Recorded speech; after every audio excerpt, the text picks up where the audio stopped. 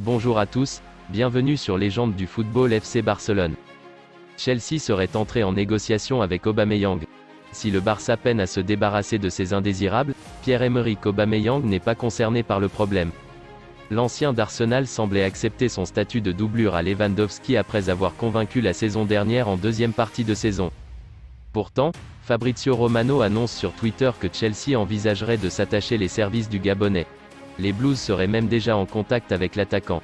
Le Barça n'a en revanche pour l'heure reçu aucune offre officielle. Dans un contexte où le club doit vendre, les Catalans vont-ils retenir un joueur qui malgré ses belles performances ne sera pas titulaire?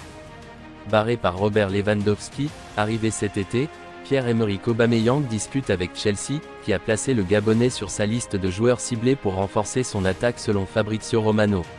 Aucune offre n'a pour l'heure été formulée au Barça. Des discussions auraient même déjà été entamées entre les Blues et le joueur. En revanche, il n'y a pas encore eu d'offre faite au FC Barcelone. L'ancien joueur de Dortmund et Arsenal ne serait pas le seul attaquant sur la liste des Londoniens, qui pensent aussi à Cesco, Salzbourg, également suivi par Manchester United. Chelsea est très actif sur le marché, après ses échecs sur les dossiers Jules Koundé et Rafinha partis en Catalogne. Alors que Timo Werner pourrait repartir à Leipzig, les Blues sont actifs pour tenter d'enrôler Wesley Fofana, Marc Cucurella et Carnet Chukwuemeka. Désireux de concurrencer Jordi Alba, le FC Barcelone est passé à la vitesse supérieure sur la piste conduisant à Marcos Alonso, le défenseur espagnol de Chelsea. Le directeur du football des Blaugrana, Mateu Alemany, s'est entretenu avec l'agent du latéral gauche Fali Ramadani, comme révélé par le journal Sport.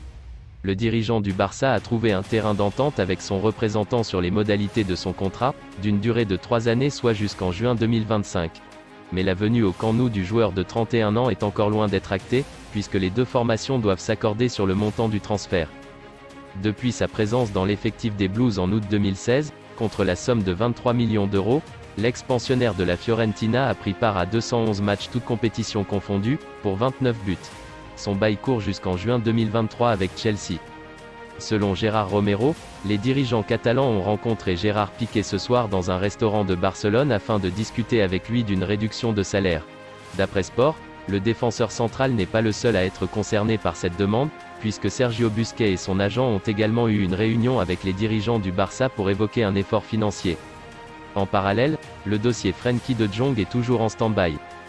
Plus que son rendement, c'est le salaire très élevé du joueur qui oblige la direction catalane à lui chercher une porte de sortie. Un revenu qui, conformément au contrat signé à son arrivée, a encore sensiblement augmenté pour cette troisième saison chez les Blaugrana. Et dépasser les limites que le club, longtemps dans le rouge sur le plan financier, s'impose désormais. Piqué et Busquets, deux rescapés du glorieux Barça, pourraient offrir au club catalan une petite bouffée d'oxygène. Le FC Barcelone a travaillé d'arrache-pied sur ce mercato estival. Les Catalans ont notamment prolongé Gavi, Araujo, Sergi Roberto et Dembélé en plus d'enrôler Rafinha, 58 millions d'euros, Koundé, 50 millions d'euros, Robert Lewandowski, 45 millions d'euros, Franck Kessie, libre, et Andreas Christensen, libre, en bref, un total de 153 millions d'euros dépensés par le club catalan qui pourrait laisser penser que ses soucis économiques sont derrière lui. Pas vraiment. Selon les informations de la Cadena Copé, le Barça ne pourrait pas encore enregistrer toutes ses recrues, la faute à un différentiel de 150 millions d'euros dans ses prévisions. En effet, le Barça a évalué à 667 millions d'euros ses recettes globales après la vente de 25% de ses droits télévisuels pour les 25 prochaines années à Sixth Street. Une vente cependant estimée par la Liga à 517 millions d'euros. À moins de 10 jours de son premier match contre le Rayo Vallecano, en Liga, le FC Barcelone va donc devoir vendre et compterait notamment sur une vente de 24,5% de ses studios qui lui rapporterait près de 100 millions d'euros. Merci d'avoir regardé cette vidéo, n'oubliez pas à vous abonner, on se retrouve pour une prochaine vidéo.